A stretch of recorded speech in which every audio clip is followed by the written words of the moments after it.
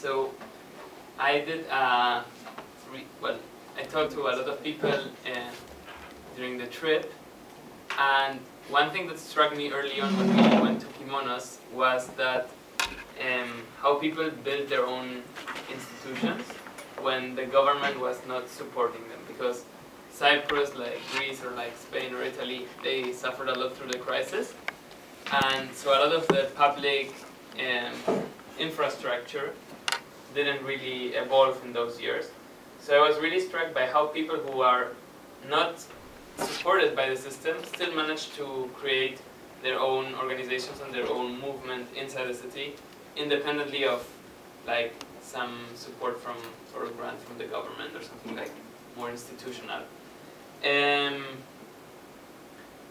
So from there on, I was struck by the mindset, because I was like, how do they do this to survive independently without getting any money from anyone? So early on, or throughout the process, I noticed another mindset for the society they want to push, and it's also similar to the goals of the European Capital of Culture, which is to instill this new mindset and this new way of thinking in Cyprus. And I was noticing that they were pretty aligned in that they wanted a change, but how they were going about the change was pretty similar, and at the same time it was very collaborative with the two parties at the same time. So how I found out about this was to talking to some people from all kinds of institutions. Did you also talk to the cat? Yeah. Classic. So I wanted to ask you, what do you see in common in these three quotes?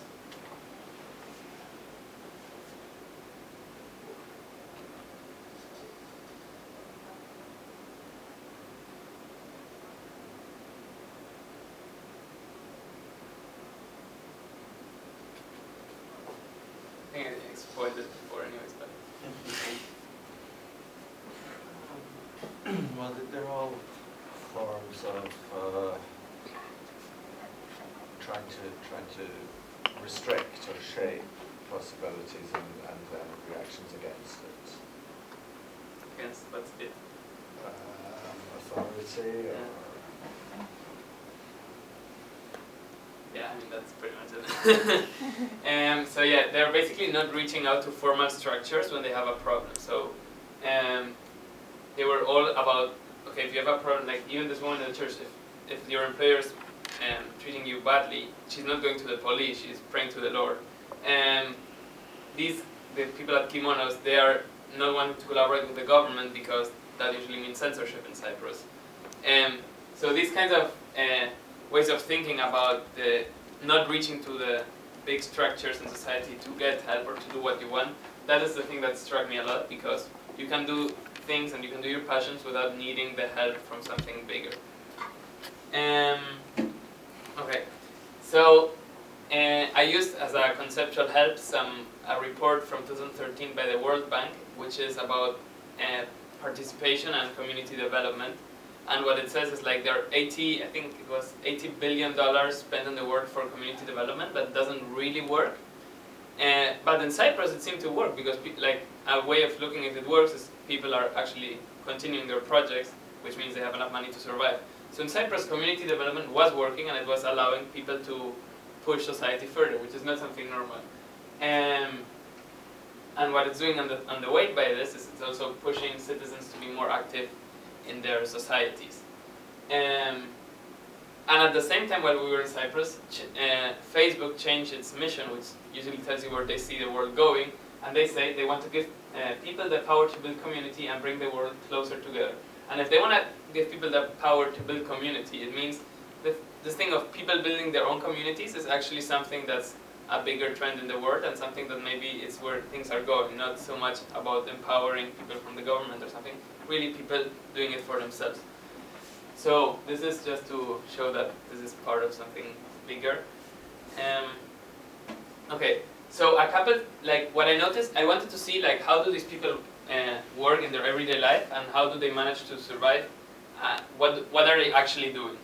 And what they're actually doing is collaborating and being really human. So it all starts with their vision and working on what they care. So what for example, the people at Kimonos care is that people recognize your work. And they weren't saying that they get recognized of like, look, this artist is so good. They were meaning that people come and enjoy, that they think, it tells them something, it inspires them to do something, it answers their questions, it comes up with another.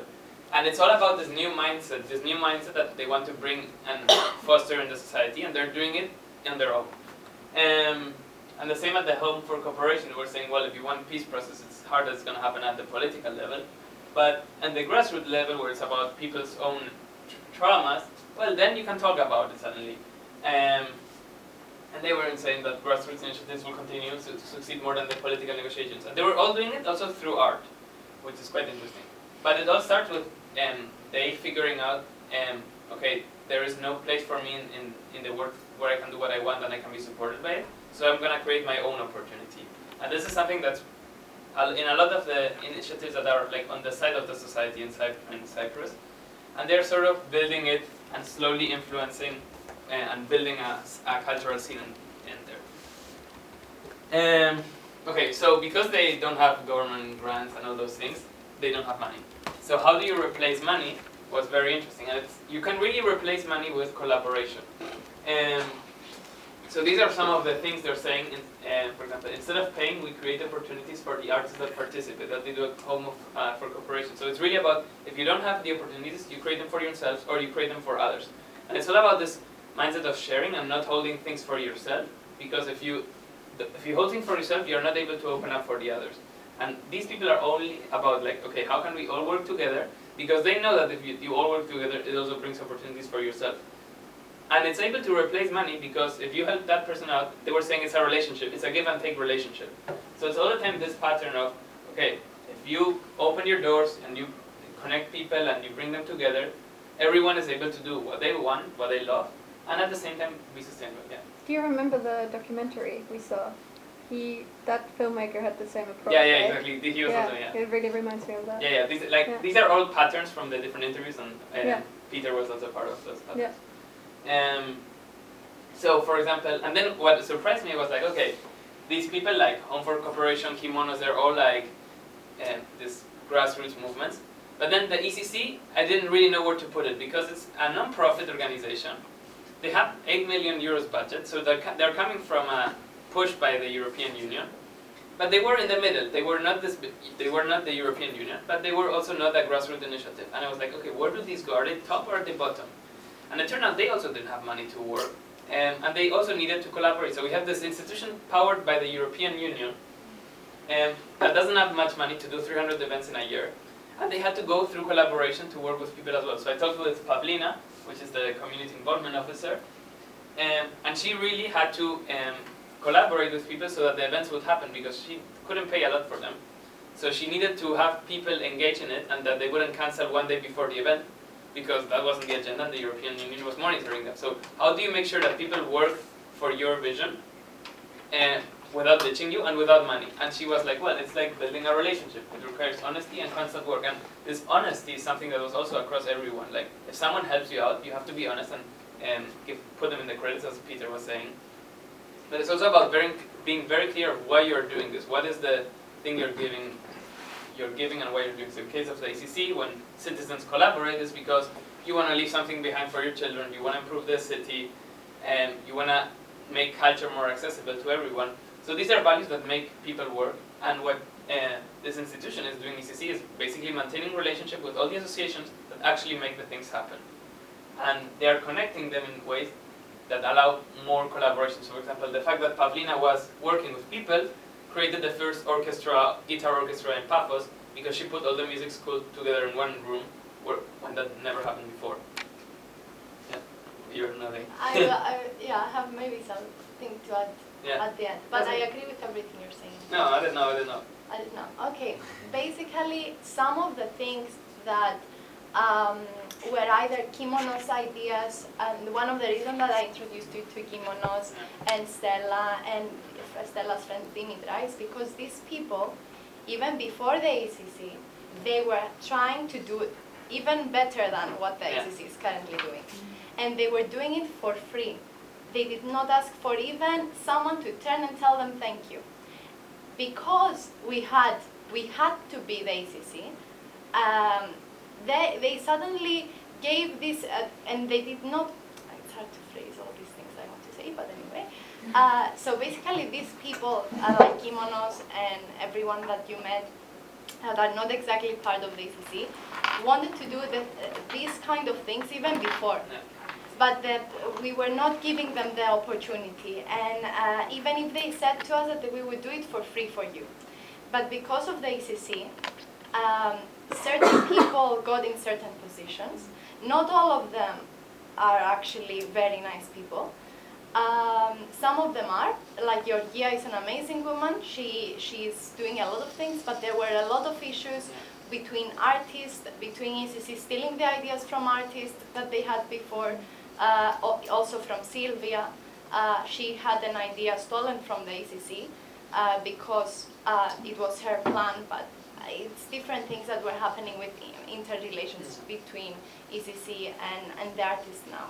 So, so yes, I just wanted that's to true. say That was also, some people pointed out so that, the interesting thing is maybe to check also what will happen exactly with what you're saying, if the ACC is actually caring about maintaining relationships with artists, even during the 2018 and further on. Okay, so that's a good point. And so what I found, I think we also heard from other people these kinds of issues.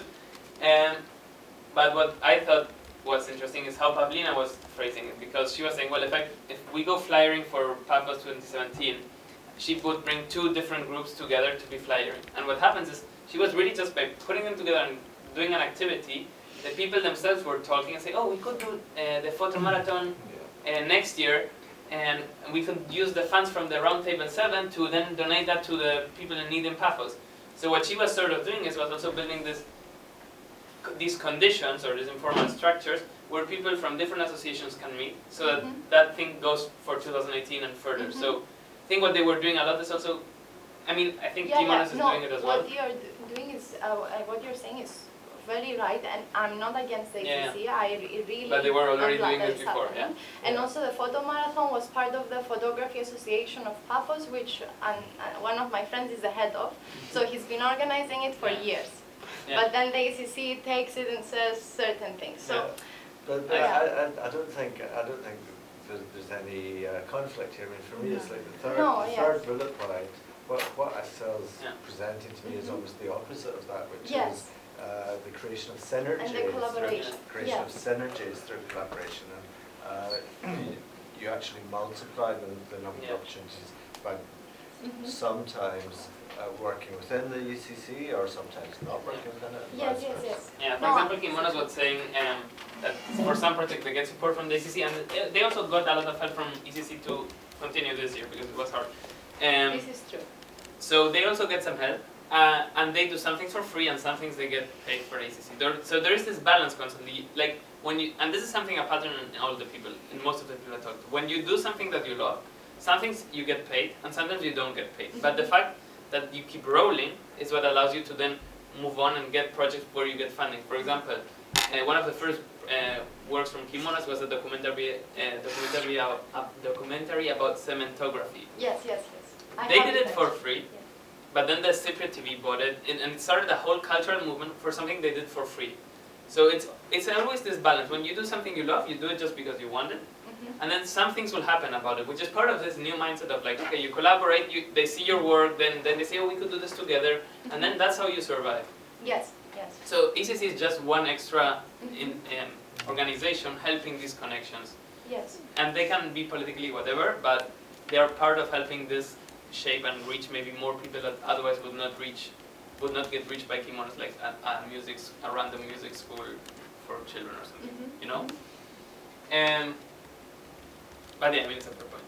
But I agree with everything you're saying. Yeah. No, but it's good to have it. I like to discuss it. It's just like showing the two sides. Okay, then, so the other point, as Maria already said, like, there's this thing at Kimonos that they were really emphasizing the community instead of the competition and the collaboration. So I think I don't know if they told it to everyone, but they are in front of Technopolis 20, which is also a cultural center.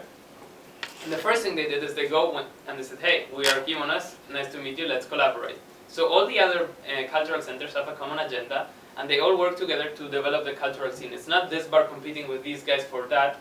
And they're all working together because they both want the same vision, and that also helps them to survive. And that's what's really cool, because they don't need competition, and that's what makes the Pafos scene very different from all the other scenes that Sylvia had been before. So they are all friends and they support each other. So, and for the way they see it, like, I think most of us would see it, at least I would see it, if there are more artists in the city, you get more competition. That will make you less jobs. But they see the other way around. They see, oh, more artists brings a bigger art scene, which makes more opportunities for everyone. So they're starting something that might scale, where it's all about, if you build a culture of collaboration, the more people you bring, the more opportunities you bring, rather than the more competition. And you can sustain yourself economically, which is very important. And part of that mindset, I really like this one, is we transform everything that we have so it functions for us. So if there's no cultural art center, you go to an old hangar, you clean it up, and you show your art there. And this is all part of this new, okay, what do we have and how can we make use of it when there is no formal, big and nice cultural center. So you can really replace something of the typical cultural infrastructure that are put by the government by just transforming what you have, which I think is really remarkable. Okay, please raise any points you have. What I really liked is how this all related back to art. Because it seems that art is really a core thing to start make a city more culturally alive, which is not something that maybe starts with just small businesses selling t-shirts. So what I really liked is that the Pafos International Film Festival, or the Buffer Fringe Festival, even most of the events of the ECC are for free. And I think that's something that we can learn a lot, because when you do things for free, you allow everyone to participate. And what they wanted in Pafos is to make the cultural scene bigger. And they know that if you charge people for something, they're not going to come. And to have just two people doing a 3-day film festival of all low-budget movies and for free tells you, like, oh, you can actually make things for people that are really human-centered. You know, we want to see culture, we don't want to pay for culture, but there are other ways of surviving around it. And you can also support movies that are low budget, because not everyone has a budget to do movies, and why don't we show that great work as well? So all from start to finish, they're really maintaining their values of, okay, you can do things without money. Even the things they showcase are done without money. The same for the Buffer Fringe Festival. Next year, it's the first time they do it for free, because they say, okay, if we want to reach everyone, we need to have it so that everyone can participate. And the ACC is doing the same. And then what Pavlina was saying from the ACC is that if the town is open for artists, it only brings good things. So it brings jobs, because if it's easy for an artist to come to Pafos and it's cheap for an artist to come to Pafos and set up a show, well, that sort of builds up the scene, and then they will need a producer, and they will need a person for the lights, and that creates jobs. And from there on, you start a chain of things that starts at the most basic culture. And then in terms of the Home for Cooperation, which is also a bit more political, they said, well, art leads to more interactions and more connections with the people. And it expresses our common humanity rather than victimizing each other. So it's really interesting how they also see art being, or culture being, politically useful for people. Yeah, that's pretty much it. And then I just want to show the other side of the coin. The other side of the coin is that, for example, the Filipino people at the church, they also started their own, the Filipino maids, so probably the poorest people in Pafos, and probably the poorest in the global scene, they built their own church because they didn't have what they wanted. So they pay their own rent. They give 10% of the little they earn to maintain their church, but they do their own institution because they know that if they have their community, they can. They were cutting each other's hair, they were doing their nails. It's a lot of structures that we see in society, they can do it in their church, you know? You can replace a lot of things by really building your own community, and they know the value and they build it for themselves. It comes with a price, and they are very tired. So when we hear people around us saying, oh, I'm very tired, maybe we can think, oh, how tired are the Filipino people, really? And then also the people at Kimonos, they say, well, if you love your work, you're probably going to have to work forever. So they don't have vacation. That's the other side of the coin, but it comes with doing something that you actually care about, which I think is pretty important in that. And that's it.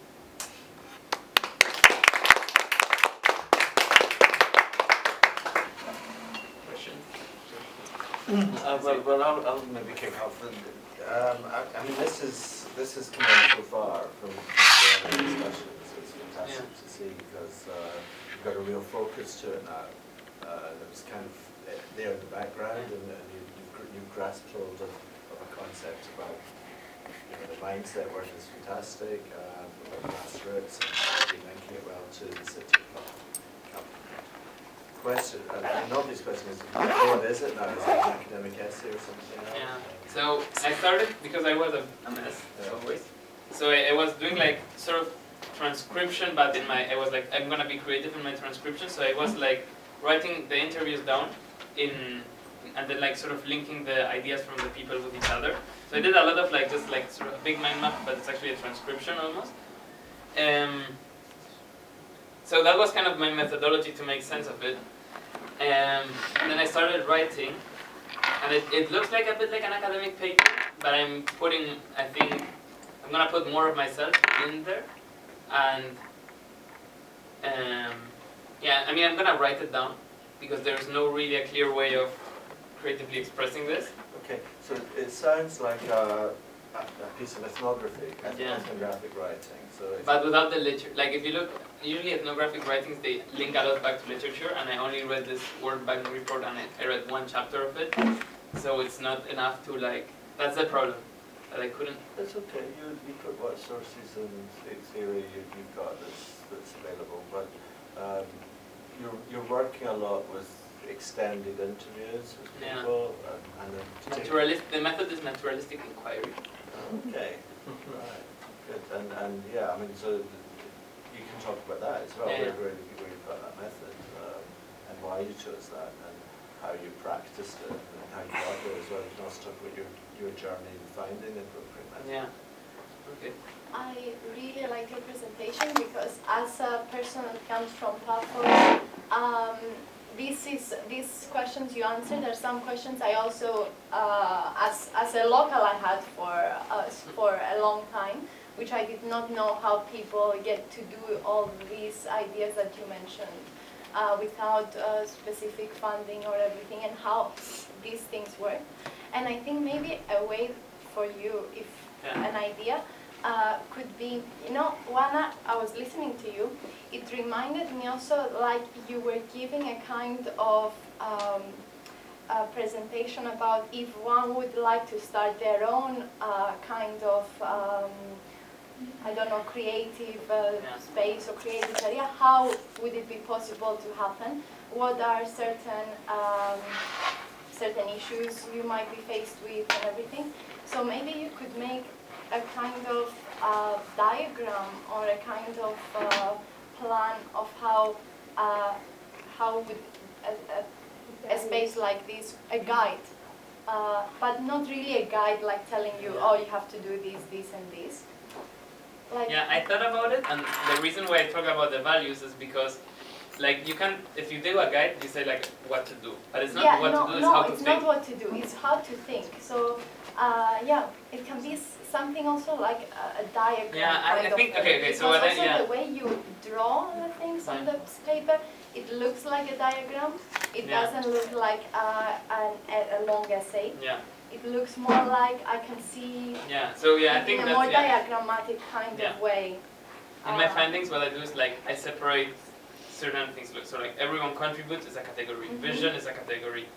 Building relationship, honesty, those are the things that matter, and then I expand on those. So I think maybe that is what you refer to. Because I was like, okay, what are the big words that sort of, and then we can see more actually, okay, how do you actually be, or how are you honest when you try people to. And also maybe, do you know those, maybe, those games, the board games you have, that are like a big snake and it has different boxes telling you, and you have this peon and you have to do this, you can make a board game. But with this kind of things, like with interlocking these ideas into it. Yeah, we did exactly that snake board game for another implementation thing that we did last year, so it could be. Not like only a to make it a fun No, but what happens if you're not this? I think also in the way you seem to think, it works to make it like a diagram. Yeah. Just one thing to add. You mentioned you wrote the paper, okay, And if you have little diagrams like that, even if they're not complete, you can still include them in the paper. Okay. Like, I mean, it's not this messy yeah, thing. I mean, even if it's messy, I mean, if you think it shows your way of thinking, you can just present it as a way of thinking forward. Yeah, I actually went to a place that has the same philosophy in Amsterdam yesterday. What's the name? It's in New West. It's called The Beach. Oh, B Amsterdam. Yeah, I know the guys. Yeah. Yeah, but we had like this meal with like this organisation I work for. But anyway, they basically had this Syrian chef in there, and he came to the Netherlands a couple of years ago. But the way they work this centre is that they just invite people to do something that they really enjoy.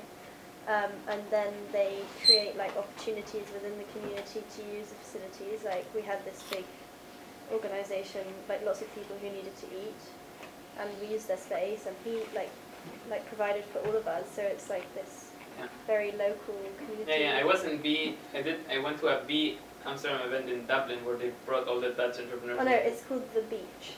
The beach, and not B. I thought it was B. Yeah, and they have like refugee women coming on Wednesday to like bake this bread, to like teach people how to make bread, but also like they get to learn Dutch at the same time.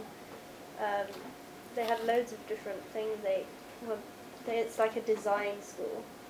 So they were using like life vests that they'd collected from beaches. And they do rucksacks out of it. And then they make things out of these like refugee life vests and stuff. So I know. like repurposing for the community, and it was nice. You should check it out. Yeah, I think I know the one who designs the life vest to redo something. Yeah, I mean that's part of the new things. I mean, I saw this kind of trend also here, and when I was collaborating with other people, and I saw this happening, but it was always like on the sides. But I think it's really like a self-employed thing to do, because my mum was always doing this. Yeah, it's a self-employed. But what I think is cool is that these guys are, like as the old companies or the old ways institutions leave, these are gonna be the new institutions, which I think is, it's not that, I think it was, my parents were also self-employed, and it's part of the normal thing there. Yeah. But it's gonna be part of the normal thing of doing things structurally, rather than just when you need to survive on the sides. I think that's the difference. Yeah. I mean, there's an interesting political question. Is it what you're saying? Is it going to somehow replace traditional forms of establishing institutions, or is it actually that there's been a division into the privileged elite and the underclass, and that this is how the underclass is organising themselves? I mean, I think these like the people who do this, they studied abroad, so it's not the poor people rebelling or anything. It's educated people who could go to university outside of their country, but they just came back, and they were not rich, but they were probably middle class, and they had to figure out themselves without how to build something, without the big means of a rich family, but also have been educated. So very good. But not the Filipinos. The Filipinos all went to university. Yeah. They were all big engineers, big like they were really smart. It's very good that you went to the Filipinos church. It's actually very close to my house, and it's very interesting, like their culture, because they also work very hard to have this church, and also they bring priests from their own country, and they do this huge festival in the municipal gardens every year, and they also have an LGBTQ community. Oh wow! Which and that also went to the Pride parade we had in Nicosia, which was very good, that they really made their own kind of community in Cyprus. And they're as open as kimonos. Like it's the same kind of openness and welcoming room, because it brings good things. Yeah, I was thinking about that. I think an important aspect in thinking about this is how sort of the grassroots, more like personally passionate way of setting up organizations is promoted in education versus sort of, I feel like, a very popular way of just taking courses and I think it started by the fact that they were disappointed. Yeah. It's not that you want to do this, you want to do something else. Like the people at Kimonos, she wanted to be successful and selling artist. It didn't happen because, hey, you have to be very competitive to be a famous artist. So you're disappointed and you say, okay, once you relax and you do what you want, well, that's something you know how to do. It's hard to know. You cannot know how to be famous, but you can know how to do what you want. And from there on, you can develop further. But I mean, this is getting to the heart of it, because not only can you go to a class to learn how to do a startup, which I think is what you're talking about, but the most successful university courses are business courses, the most expensive courses are MBAs, etc. And the whole world is predicated on the opposite of what you said, which is forget collaboration and helping people. You need money and you need to be the best and you need to survive. Yes. But let me just finish. But where there's always been this strong countercurrent is precisely in artistic communities. Now, yes, there might be grassroots developments and things, and there's a question about is that political reaction against capitalism. I think art has always been a place where there's been establishments of collectives which are somehow outside of the system, and it's got this anarchistic option because it's dealing with potential other worlds rather than the conservative view that you have to maintain the existing order. Yeah, I was thinking about it because I was thinking, why does in the United States, why are there more startups in the United States than somewhere else? And it's there they have venture capitalists, which are like the most capitalist people in the world, but they support like these grassroots things because they just prove to work, and that's the only argument. If they work, well, I'm gonna put my money into it. And I thought there is a kind of similarity in that as well. You can do whatever you want. If it works, they're gonna put money into you. So I think that's where also like capitalism and these things merge together, because look, if Kimonos wants to be bigger and they say people are hungry for culture, well, how much can you get out of this? Maybe they could get some grant or in investment. They don't want to because it's part of their values. But I think there's a merging in technology, which is people just do a solution for themselves, and it happens that 2 million other people also wanted it, and then they get money so they can actually reach 2 billion people. So I think sometimes they merge, but it's just like, because when I hear the artists, it's the same as when you hear the entrepreneurs. It's like, well, if you're passionate, you know what to do. It's the same guidance because you're doing what you love, so there's no clear road. And if there's no clear road, you're probably doing something good, or you're gonna go to the wall and hit yourself very quickly. But there is this thing, and I don't know if that answers anything. You wanted to go on, Daisy? No. Just follow with interest. Yeah. I wonder what the international relations people think.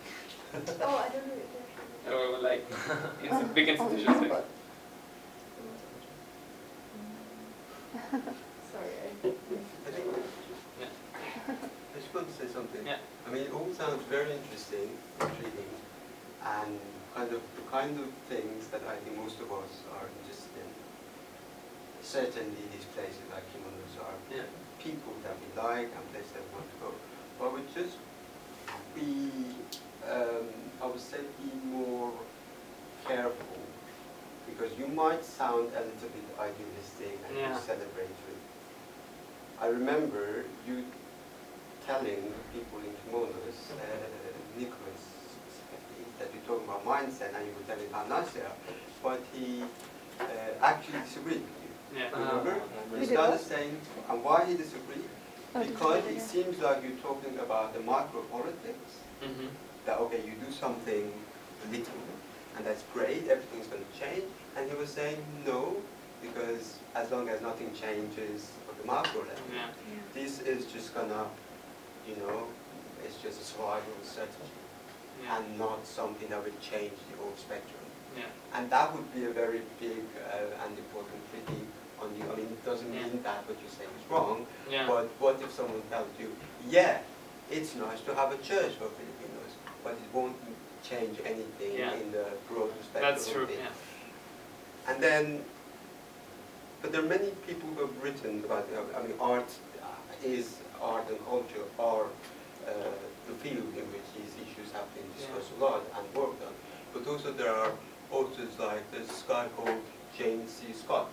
He's an anthropologist, and he has written about, he has a very important book called The Weapons of the Weak, and he talks about the ways in which people who don't have access to these means of power make use of their everyday lives. So it's the strategy of making use of what you have. Yeah. Well, there are creative ways in doing that, and he even says that there are political kind of issues there. Yeah. That is not secondary, it's actually very powerful.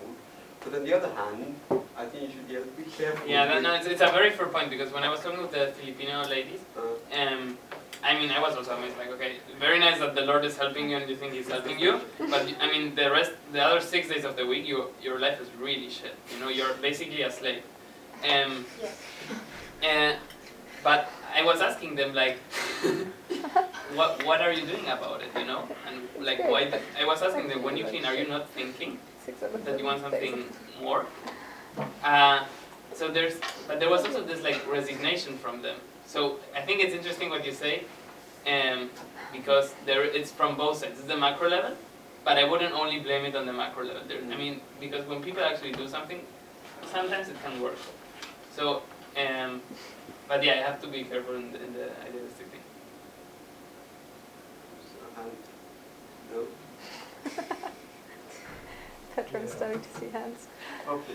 I mean, there's also a long philosophical tradition of looking at how people embrace their own slavery.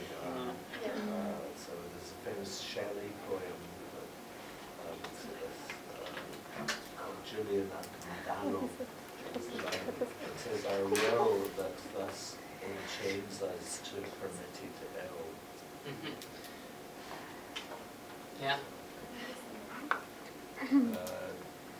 So the poet's called Shelley, S-H-E-L-L-E-Y, sort of romantic poet of 19th century England. Yeah, I was seeing that as well. Because when I was talking with the people, I was like, you guys are chaining yourself a lot. And they were also like seeing it. They were saying, yes, we're chaining ourselves. Yeah. And they can do that for religion or for political reasons, etc. Yeah. So it's limiting, isn't it? I mean, there are all kinds of limitations around what you're exploring rather than a completely wonderful idealism. Yeah, but maybe I should. Yeah, should I write about that or? Yeah, where of it? About the ideas? The limitation. The limitation. But also I would say, like when you say you have something like, I don't know, collaboration or something instead of money, I mean, when someone sees it, I mean, I always, if I see that and don't hear you speaking, I would say, well, why not collaboration and money? Yeah. It just feels a little bit like, well, we're not interested in money or whatever. Whereas part of professionalism, and I think people like kimonos who call themselves professionals, is not to reject money, but also maybe not put it high up. Yeah. Right? Yeah, that's what because they would saying. say that people who are only thinking about money are not professionals because they're not. They are kind of not thinking about what is important for the job. They were saying we want government grants. It just depends on who gives it to us. Yes. So there are other issues that come first. Yeah. So. We do now have a hand. Yeah, I also think like they have to make the best of kind of like a situation that they didn't really expect to happen, because in the arts especially, like people are willing to do stuff for free, but they feel a bit underappreciated because people expect you to do things for free. And that means that they don't like value your work in on the same level as maybe an engineer or something. Like it automatically puts art in another realm.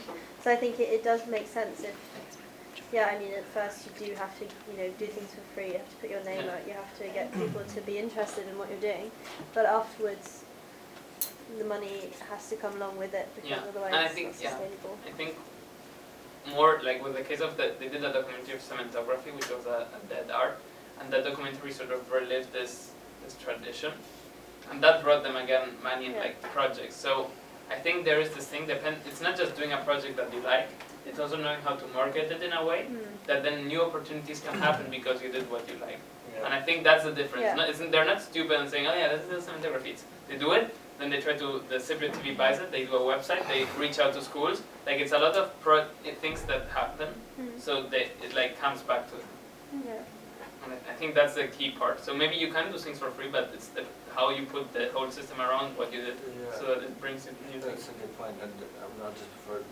I mean, you make me think of how academic work doesn't get paid, right? So when researchers write papers that get published in books, etc., they very rarely get paid anything, or they get paid something. However, they're expected to do it. Either they're employing universities to advance. They even pay. Well, sometimes they have a research component, but sometimes they don't. No, I mean the author even pays a little bit for editing Yeah. and that. In America, in the West in general, you do sometimes find publishers that ask the authors to pay to get the work published. Now, that's absolutely atrocious and has been for a long time. But, coming back to what Axel's saying, there are maybe ways that it's changing. Maybe people are now starting to self-publish more and to make more value from that through this kind of collaboration, networking, so you get some online journals which are completely free and that kind of thing. Yeah, also Peter was saying that, he wanted to put his films into film festivals. You have to pay to submit films into film festivals, so... But you can submit very early and then it's cheaper. Yeah, you have the hacks. Yeah. But yeah, it's also, it does make it difficult when you have limited resources, which is often the case for arts. But Peter also said it's very important to build a community around the people interested in your topic, because they will be the supporters. So I think that, it's not community for community, it's community because it allows you to survive out of it. It's the same with the crowdfunding. If there's no one who's going to pay for it in the crowdfunding, they don't do it. So you need to have the community because they will pay. The same with the Buffer Fringe Festival. Like, they give a free festival, but in turn they make a crowdfunding campaign so that people who can contribute.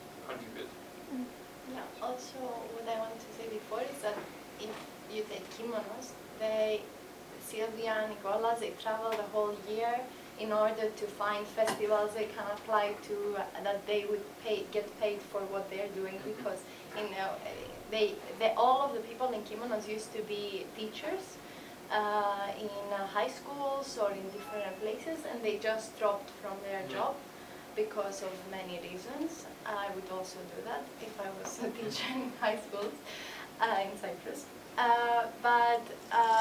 And then they had to find ways in order to get money through purely what they wanted to do. So they also do lessons in kimonos that you have to pay for the lessons. Yeah, exactly. So it's not only the work they do for free, but of course they offer a lot. Yeah, we were talking with Pedro and the kimonos and Sylvia and Nicolas. We talked for 3 hours, and Pedro was sort of saying... they don't. Yeah, they don't. And Pedro was saying, well, like, you were saying you wanted to tell him, go back to work, like, I don't want to disturb you. And at one moment I asked you, are you working right now? Because I think what they were doing is, we were networking. Because if they spend 3 hours with us, I'm going to remember that, I'm going to talk about it here, you're here, they might get a collaboration, It's part of this thing, we're here in the good, but we know things happen because you're just sitting here together. And it's a way of making money, a way of surviving. Look, you've raised some really fascinating topics. I hope you can find a way to capture them in your written paper as well. As much as possible. Not that a good writer. No, it's very interesting, that point you mentioned. Now, Tomorrow. We have lots of presentations tomorrow. So I'm going to send an email also because many of the presenters are not here. But let's keep the presentations for tomorrow for 20 minutes max, because otherwise and should we start at 9:30? No. Because 10 to 12:30 now we have. How many people are left for tomorrow? At least 7 or 8 people? like 10 people. It must be more, right? Yeah. I mean, I think some people might not Yeah. present. Oh, right. But Is it fully necessary to present if you're only doing an No, academic? it's not necessary. It's not part of the assessment per se. But I And might I don't know if it would Okay, be yeah, neither. particularly valuable. Well, no, I'm not saying like, oh, I'm dropping out that. But I just am wondering because how many people are doing like things that they want to show us as their actual project. Maybe those should be prioritized. Otherwise Because you I'm have writing 10 an academic presentations paper. for 20 minutes. Yeah. That's like a long. That's a lot, yeah. Like under paper, I can definitely see how I could just sort of outline it and present like the main points and do that in less than 2 minutes. It would be interesting to hear just like in a couple of minutes, like the people who have done the academic paper, because it's still based on like the Yeah. evidences there. Because on the other hand, you can also make the argument that you will finally see the artist projects, but the academic will know it is going to be 3 weeks. So Yeah. it would be good to share them. But it's up to perhaps you. they should I mean, go first. The people who have the creative projects, and then with the time that we have left, we can kind of just say, all right, we can sum up what we're doing, and maybe if you guys have feedback. then So I know that Bigger Laura, for Yeah. example, Laura, I think it would be nice to watch her film in class, right? Yeah. Yeah, definitely. So, I don't know. Perhaps it It's just, up to you. I like the kind of roundtable idea where everyone with a paper just brings their arguments and their points. You're very And see in how 5 they minutes. can, yeah. a la Axel's project, interlink, like to sort of find that out in sort of Yeah. discussion. So instead of like creating a proper presentation, just discussion?